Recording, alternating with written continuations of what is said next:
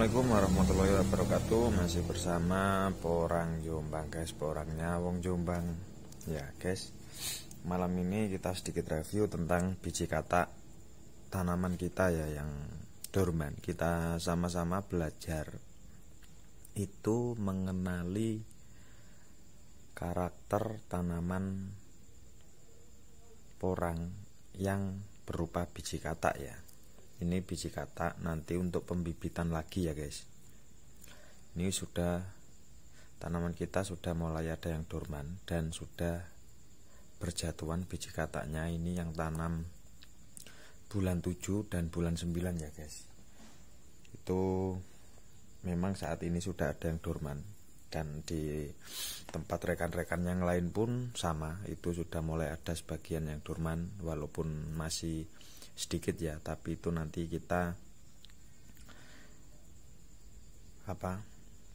kumpulkan sedikit demi sedikit juga akan menjadi banyak, ataupun kita biarkan di lahan dulu, tidak kita ambil ya guys. Kita malam ini tuh mengenali tentang biji katak dulu ya. Untuk biji katak yang insya Allah bagus untuk akan kita jadikan bibit lagi nanti ya. Itu ciri-cirinya bagaimana sih? Apakah semua biji katak sama? Semua biji katak sama. Intinya semua biji katak sama. Tinggal ya guys, tinggal bagaimana cara kita mendapatkan biji katak itu, atau memanen biji katak itu sendiri ya. Apabila dipotes itu tidak direkomendasikan ya guys, karena biji katak memang benar-benar belum tua dan belum waktunya matang ya. Itu nanti akan menjadi bibit yang kualitasnya rendah. Jadi kalau kita tanam itu kemungkinan besar yang tumbuh itu di bawah 50% ya. Itu kalau bibit potesan. Lah bagaimana kita mengenali bibit katak yang tidak potesan dari pohon ya guys? Itu kita mengenali ciri-cirinya ya dari sini. Nah ini biji katak baru dorman guys.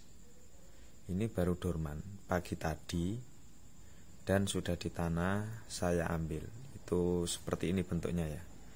Nah ini jelas, ini tidak ada ciri indikasi potesan sama sekali ya.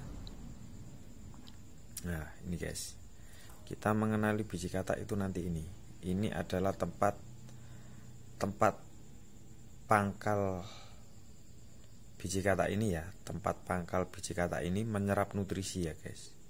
Ini tempat menyerap dia nutrisi dan menempel di pangkal batang ya. Ya, ini adalah ciri lingkaran ini.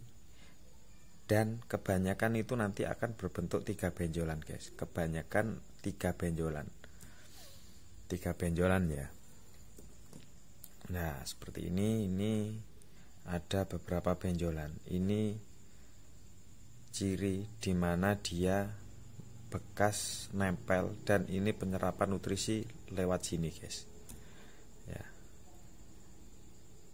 Bentuknya tidak cekung, tapi memang ada sedikit benjolan yang bekas nempel di pangkal batang ya. Itu karena alami penyerapan, jadi tetap ada membekas seperti ini tuh ada guys. Lah membekas seperti ini ya.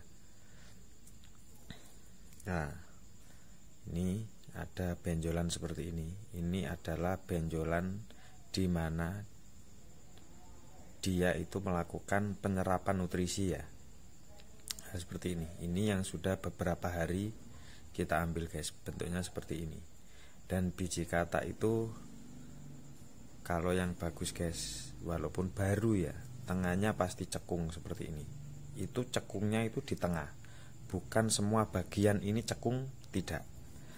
Kalau bagian ini semua cekung, itu ada indikasi bekas potesan. Karena kalau bekas nempel di pohon, mereka tidak ada, ini tidak akan hilang. Ini tidak akan hilang guys. Tapi kalau pohonnya itu dipotong, itu beda lagi. Kalau pohon dipotong itu nanti pangkal batang itu pasti ada yang ikut, karena dia sudah mengeras mengikuti penyerapan nutrisi yang tidak maksimal ya. Akhirnya pangkal batang ini ikut mengeras. Jadi ini memanjang guys, ini memanjang, bisa segini juga itu, tapi berbentuk tonjolan ya, berbentuk tonjolan seperti ini tapi utuh. Ini tidak ada bekas tiga, ini tidak ada, dia pasti utuh. Biasanya itu segini utuh, itu biasanya itu pohonnya dipotong seperti itu ya. Tapi kalau alami dorman, mereka pasti cekung, hanya tengahnya saja seperti ini ya, hanya tengahnya saja yang cekung, dan bekas dia nempel pasti ada, bekas dia nempel pasti ada, karena dia lepasnya alami, tidak kita paksa ya. Walaupun yang pinggir ini kan katak bagian pinggir ya guys, itu sama, dia pasti membekas karena dia bekas nempel ya, dia pasti membekas lah. Selalu ada tonjolan guys, selalu ada tonjolan. Kalau seperti ini karena dia mau jadi dua, dia akhirnya bergabung jadi satu. Tonjolan ini menyatu, tonjolan ini menyatu guys ya, seperti ini. Ini bedanya kalau biji katak itu gandeng ya, dia menyatu jadi panjang seperti ini tonjolannya. Beda sama yang satu seperti ini biji katak tengah ya. Ya seperti ini biji katak pinggir itu lah, seperti ini guys, bentuknya pasti seperti ini.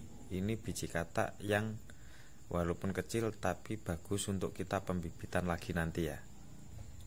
Jadi jangan salah guys, kebanyakan petani baru itu mereka itu memandang atau melihat atau mendengar itu dari harga yang murah, mereka itu sudah tergiur, bahkan di bawah rata-rata harga di pasaran itu mereka tergiur guys. Tapi apa yang mereka dapat? Biji katak dalam pengiriman saja hanya beberapa hari itu sudah busuk. Sedangkan biji katak kalau kita kirim lewat ekspedisi guys, 1 minggu pun tidak akan busuk. Kemampuan dia bertahan itu kemungkinan sampai 10 hari ya, kalau kita pakai peti yang ada sirkulasi udara. Itu dia bisa bertahan 10 hari dalam pengiriman. Tapi kalau biji katak potesan guys, kalau dikirim yang waktunya hanya mungkin 2 atau 3 hari, mereka sudah busuk. Itu karena apa? Karena mereka belum matang. Jadi penguapan waktu kita kirimkan itu, penguapannya itu cepat karena tidak ada sirkulasi udara yang memenuhi atau yang baik ya. Itu mereka akhirnya cepat membusuk seperti itu lah ya. Mungkin ada penjelasan saya yang kurang pas atau memang menyinggung, saya mohon maaf. Tapi kita saling belajar bersama untuk nanti mendapatkan biji katak yang benar-benar hasil alami dorman ya. Jadi kalau dijadikan bibit itu benar-benar insya Allah sangat bagus, dan untuk hidupnya itu bisa 90%, bahkan bisa 99% guys, seperti itu. Nah, inilah sedikit penjelasan saya tentang pengenalan biji katak yang benar-benar rekomendasi itu untuk kita nanti bertanam di musim depan. Itu jangan sampai teman-teman itu terkena bibit yang bukannya tidak baik, tapi terkena bibit yang kurang tua ya.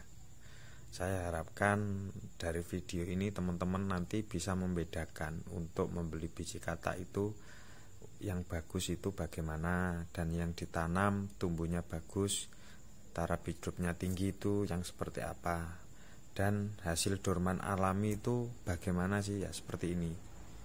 Selalu ada tonjolan seperti ini guys. Ini hasil dorman alami selalu ada tonjolan. Nek basa Jawa nih, iki otot, guys, melintang ya, seperti itu ya guys.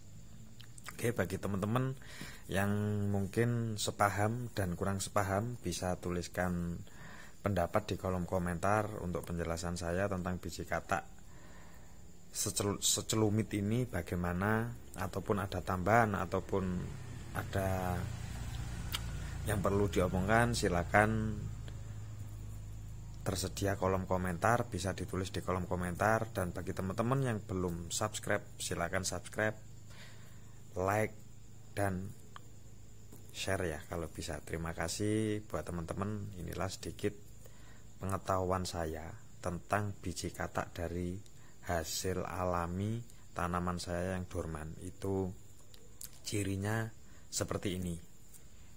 Jadi untuk saya buat bibit lagi, insya Allah pasti tumbuhnya bagus seperti yang sudah saya lakukan musim lalu juga ya. Seperti itu kan kawan. Ya, terima kasih. Kalau ada kata atau perkataan saya yang sedikit menyinggung atau kurang berkenan atau salah, kita tidak bermaksud apa-apa. Kita hanya memberi sedikit pengetahuan tentang nanti untuk teman-teman petani baru itu biar tidak salah beli bibit ya. Karena banyak sekali di FB itu teman-teman itu yang terkena bibit sampai tempat itu sudah berjamur, bahkan belum ditanam. Seperti itu, kita hanya ingin sedikit berbagi pengetahuan saja. Terima kasih, selamat malam. Assalamualaikum warahmatullahi wabarakatuh. Masih bersama Porang Jombang, porangnya orang Jombang. Terima kasih, ciu.